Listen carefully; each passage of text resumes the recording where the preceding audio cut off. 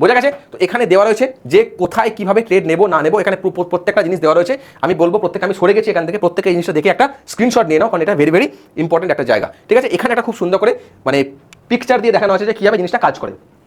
Market আসছিল পরপর red candle, মানে এটা একটা ডাউন জোন রয়েছে, মানে এটা একটা সেলিং রয়েছে, মানে এটা ডাউন ট্রেন্ডে রয়েছে মার্কেটটা। ঠিক আছে, তাহলে এইটা কি সাপোর্ট লাইন, দেখো এখানে লেখা রয়েছে এটা সাপোর্ট লাইন। তাহলে সাপোর্ট লাইনে এসে একটা স্পিনিং টপ তৈরি হলো। স্পিনিং টপ, এই যে লম্বা, এই যে ছোট্ট একটা বস্তু, লম্বা লম্বা দুখানে লেজ, স্পিনিং টপ তৈরি হলো। তাহলে এই যে স্পিনিং টপ তৈরি হলো, তাহলে কি দেখলাম? এক নাম্বার আমি ডিরেকশন পেলাম, এক নাম্বার। দু নাম্বার ডিরেকশন কি পেলাম?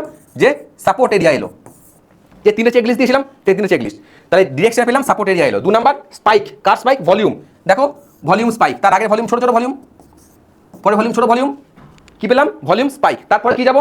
কনফার্মেশন ক্যান্ডেল, কি ক্যান্ডেল পেয়েছি? Green candle. কি ক্যান্ডেল পেয়েছি? Green candle. তাহলে গ্রিন ক্যান্ডেল, কনফার্মেশন ক্যান্ডেল পেয়েছি, কার উপরে? সাপোর্ট লাইনের উপরে। ভলিউম পেয়েছি, যদি ভলিউমটা আরেকটু বড় হয় বা এরকম ভলিউম খুব ভালো হয় দেখতে, ছোট ভলিউম হলে একটু গন্ডগোলে। তাহলে এখানে যখন আমি কনফার্মেশন পেলাম, এরপরে আমি ট্রেডে ঢুকবো।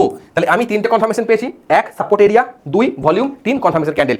এরপরে আমরা ওই ক্যান্ডেলের জন্য ঢুকবো। This is the main funda, this is the main scenario, বা তোমায় কি বলবো, এটা সেট আপ, যার উপর বেস করে তুমি স্পিনিং ক্যান্ডেলকে ট্রেড করতে পারবে।